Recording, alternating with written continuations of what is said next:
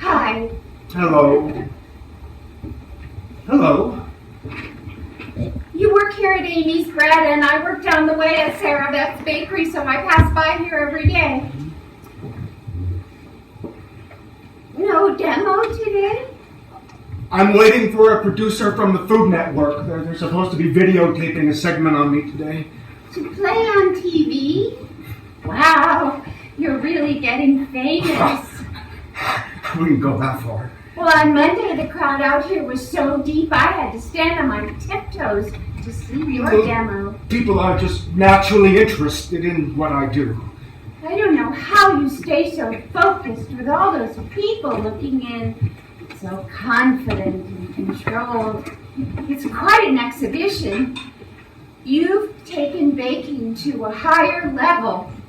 I've been doing it a long time, ever since I was 13. Oh, I don't think I could ever master that level of concentration. It's mesmerizing. I do enjoy working with my hands. You and I, we've met before. You applied for a job here when we opened. Well, that was years ago. You probably thought I was just trying to buck the system. In those days, everybody just assumed that dough was the domain of men. I was so inexperienced. My only hands-on was an adult education class at the Y. Perceptions are slow to change. I was as much to blame when I first started. I, too, assumed that only a man could be a master baker. I guess that's why I got into making muffins. My mother steered me away from the dough.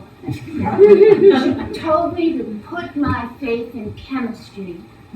For us, the truth is always in the mix, the melding of ingredients. She might be right. I'm not saying I'm not proud of what I do, but I do sometimes think that I missed out on some higher calling, that I never mastered the dough. The perfect dough is a joy to behold. For me, baking bread was always one of the great mysteries of life. How microscopically the pushing and pulling of complex molecules unites them into elongated proteins, stretching the gluten in one direction and allow you to pull back, and then stretching out and pulling back. And on top of that, how the action of the yeast works to further knead the dough, forming millions of miniature air bubbles which themselves stretch the molecules. The science in itself is so exciting. I'm afraid I might be over-intellectualizing.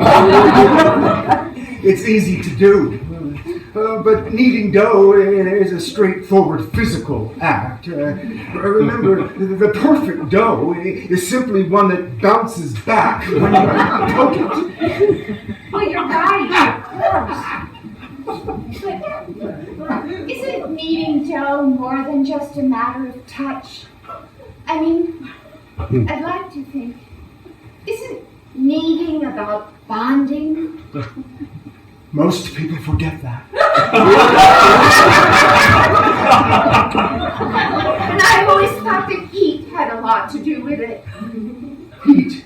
Yes, heat, of course, heat. Kneading creates the heat, and the heat stimulates the dough. And cookbooks in America say to let the dough stand at 80 degrees. The French like to work colder, extending the process and yielding exquisite results. And then there is a bakery out in Fire Island, a place I've never been, where they add a little dry ice in a technique they call teasing the dough, which prolongs the rising process.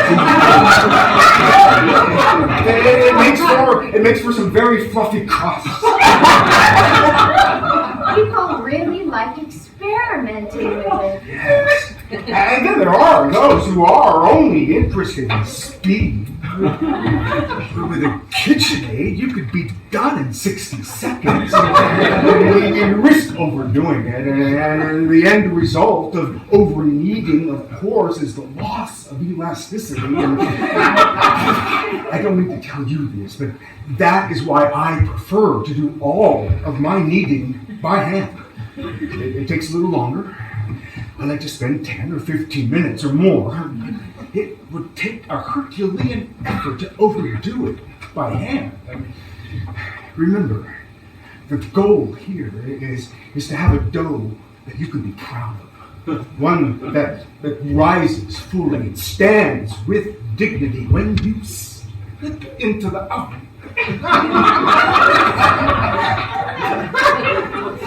You make it sound so simple. Straightforward. I learn a lot about a person by how they knead the dough. You can see right away whether they trust the dough to rise. And in capable hands, it begins to rise immediately. Your fingers were very long and slender, very different than a man's. And I watched them lift the dough out of the bowl and lay it gently on the table, and you began to slowly work the dough, rocking it forward with the heel of your right hand and folding it back with the fingers of your left, and rocking it forward and folding it back. And yours was a deliberate motion, unlike anything I'd ever witnessed. It had a rhythm, like a wave rising and falling with the high tide surging forward and falling back, and falling back. Firm, but understanding and practice, yet with nuance and improvisation, all very much in control. It was a performance one does not soon forget. And I have long regretted not taking you on. Now you are famous for your muffins. Well, I have a reputation, but nothing like yours. I saw you in the crowd yesterday through the window. We made eye contact. You were in your uniform. Well, I came early to watch you bathe. Those flourishes were for you. I might have overdone it. Well, there was a rousing ovation. Then, after work, instead of going home, I stopped by your store. At Sarah Beth's bakery, I might have seen you. There were samples of muffins on the counter. Well, those would have been And they mine. were still warm. Muffins are best when buttered fresh. And I never would have thought of sprinkling cherries into the mix. Just the results were quite surprising all the time.